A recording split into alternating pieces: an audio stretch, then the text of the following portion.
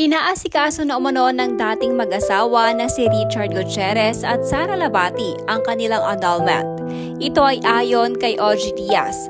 Sa kanyang bagong vlog na nilabas, sinabi nitong inaasikaso na ni Sara at Richard na mapawalang bisa ang kanilang kasal. Bukod pa riyan, spotted din si Barbie at Richard na magkasama sa Italy kung saan nagsushooting ngayon ang Incognito. Kabilang ang aktor na si Richard sa mga bida ng nasabing palabas. Dahil sa naroon din si Barbie Imperial ay pinalalabas ngayon ng publiko na may relasyon na nga si Barbie at Richard. Ayon naman kay Mama Oj ay hindi na din umano kailangan pang aminin ng dalawa sa publiko kung may namamagitan na sa kanila dahil para kay Mama Oj ay halata naman na umano. Lalo pat naroon din sa Italy ngayon si Barbie kahit hindi naman ito kasali sa casting ng Incognito. Kung tatanungin naman umano si Mama Oj sa posibleng magiging reaksyon ni Sara Labati sa namamagitan sa dating asawa nito at kay Barbie, ayon kay Mama Oj, posible umanong pareho nang nakamove on ang dalawa, kundi dahil talagang wala na umanong nararamdaman ang dating mag-asawa para sa isa't isa. Wala naman silang dinidinay tungkol sa relasyon nila. Kinonfirm na ba? Diyos ko, kahit hindi ko man tanongin sina Richard Gutierrez at Barbie Imperial, alam ko naman sila naman talaga. Makikita mo naman dyan, Diyos ko, hindi naman sa kabilang kanto lang yan, boy.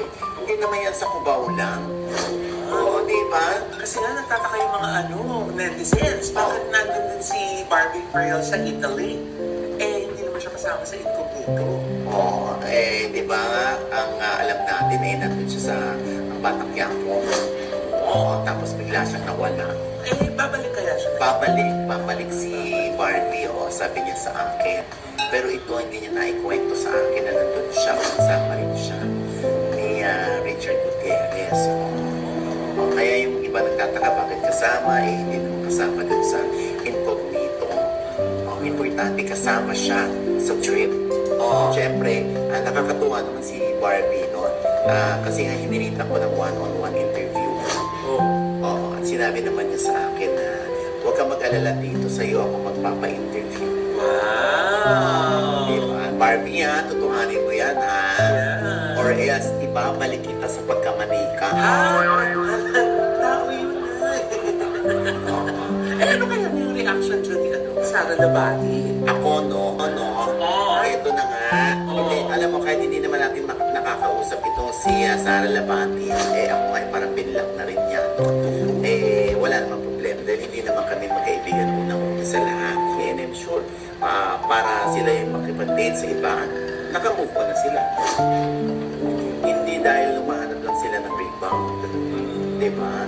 At lalo na kung inaasikaso na nila yung annulment. Mag-annulment pa ba?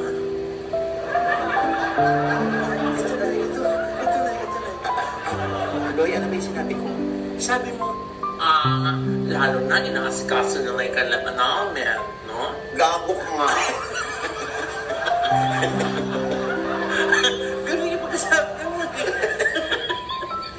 Iba nga, nasal ako. Oo nga. Ano ba yung nasabi ko na ba? Sabi mo, annulment. Wala na bang bawian? Ay, narinig na nila lahat eh.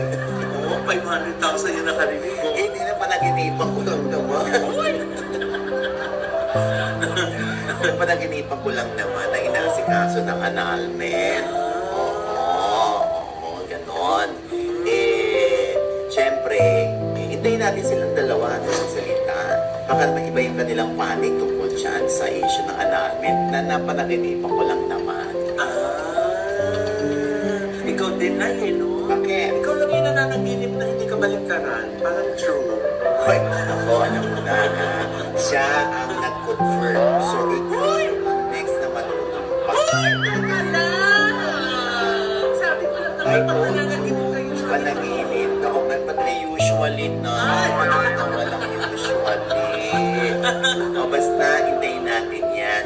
Oo. At saka mukhang happy naman na sila sa kanila Feeling ko, alam mo, importante lang naman dyan, yung kanilang co-parenting.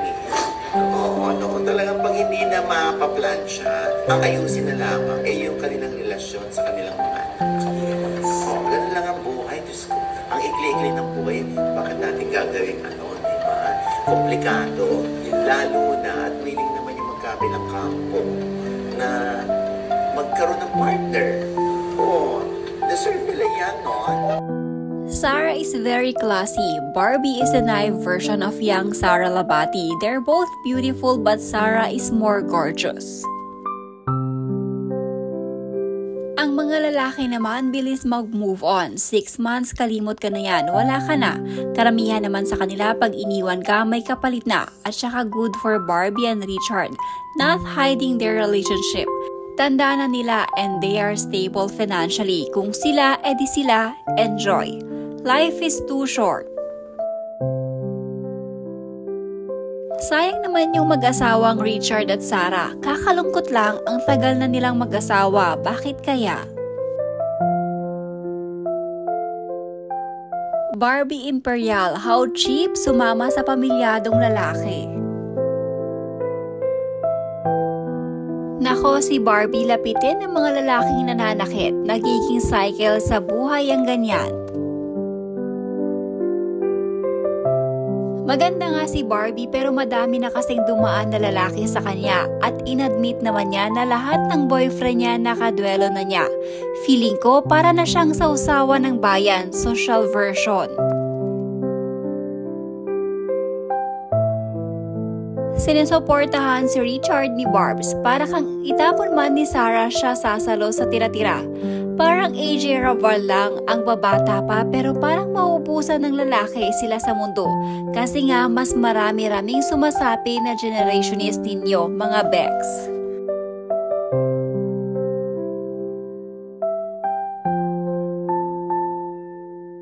Libre siguro ni Richard si Barbie abroad. Follower ako ni Barbie Hindi naman niya na-afford magbakasyon abroad at hanggang Pinas lang ang bakasyon niya dati. Noong naging sila ni RG, nakapag-Korea na siya, Japan, then Italy. Iba din talaga tong si Barbie From Ryle Santiago, Diego, Paul Salas, JM De Guzman, Daniel Padilla, Richard G. Cheap, sana naman pakasalan na siya, di yung titikman lang din siya.